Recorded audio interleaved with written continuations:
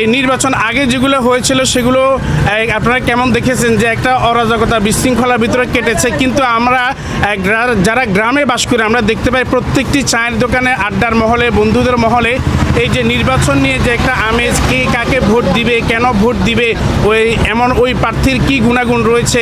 কেউ যদি বলে যে আমি অমুক প্রার্থীকে ভোট দিব, তাহলে বলা হয় যে তুমি অমুক প্রার্থীকে কেন ভোট দিবে।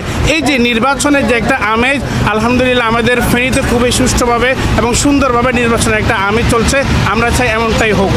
এখন যে সারা দেশে একটা নির্বাচনের আমেজ শুরু হয়েছে, আমরা বন্ধু বান্ধবের চায়ের দোকানে, বাজারে ঘাটে দেখি শুধু নির্বাচনের আমেজ, খুব আনন্দ লাগে।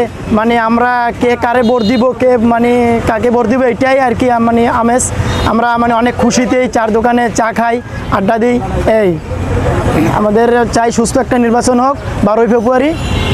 মানে আমরা প্রতিনিধি বাছি নেব, যে যারে ভোট দিব এটাই মানে তার মনের খুশি। ভালো একটা প্রার্থী চাই, যে ফেনীদের শাসন করবে, ভালো প্রার্থী একজন।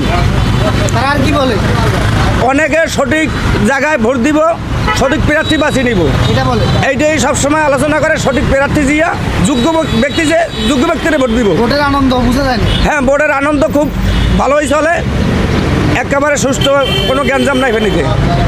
আমি সকাল হইতে দোকানদারি করি, হ্যাঁ, সবাই নির্বাচনের জন্য আনন্দ ফুর্তি করে, এবছর ভোট দেবে। এরপরে আমরা অনেক সুস্থ মতন ভোট হবে। সকালে একটাই কথা, সকালে যারা চা খাইতে আসে তারা ওই একটাই কথা, সুন্দর মতন ভোট তারা দেবে, আর আনন্দ ফুর্তি তারা করে আমরা ভোট দিতে যাব। এই আমিও সকালে হইতে চা বেশি, সবার মুখে শুনি ভোট দেবে। আনন্দ ফুর্তিতে আছে তারা সবাই। দীর্ঘ 15 বছর স্বৈরাচার বিরোধী আন্দোলন সংগ্রামের মাধ্যমে এই যে সারা বাংলাদেশে সুস্থ ভোটের জন্য দীর্ঘ আন্দোলন সংগ্রামের ফলপ্রসূ জুলাই আগস্টের পরেই 12ই ফেব্রুয়ারি আমাদের সেই কাঙ্ক্ষিত নির্বাচনকে ঘিরে সারা বাংলাদেশের ন্যায় ফেনীতেও সেই নির্বাচনী আমেজ সৃষ্টি হয়েছে। চায়ের কাপ থেকে শুরু করে হোটেল, রেস্তোরাঁ, সব জায়গায়, মাঠে, ময়দানে, সব জায়গায় একই আলোচনা, নির্বাচন, কে কাকে নির্বাচনে মনোনীত করবে সেটারই আলাপ আলোচনা চলছে। তো আমরা চাই যে জনগণ তাদের সুস্থ ভোট দিয়ে, সুস্থ মতামত দিয়ে একটা ভালো সরকার নির্বাচন করবে। তো আমরা এই আশাবাদ এটাই যে সুস্থতার একটা নির্বাচন সারা বাংলাদেশে হোক। আগামী 12ই ডিসেম্বর ত্রয়োদশ সংসদীয় নির্বাচন।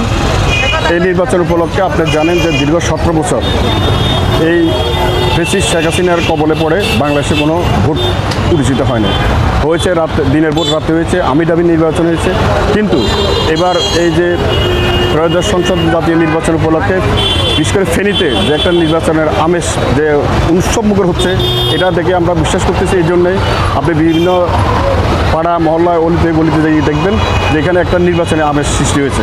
আমি আশা করব এই সরকার এই নির্বাচনকে যাতে সুষ্ঠু এবং সুন্দরভাবে, যাতে সুচারুভাবে যাতে পরিচালিত হতে পারে, সেদিকে কর্ণপাত দিবেন।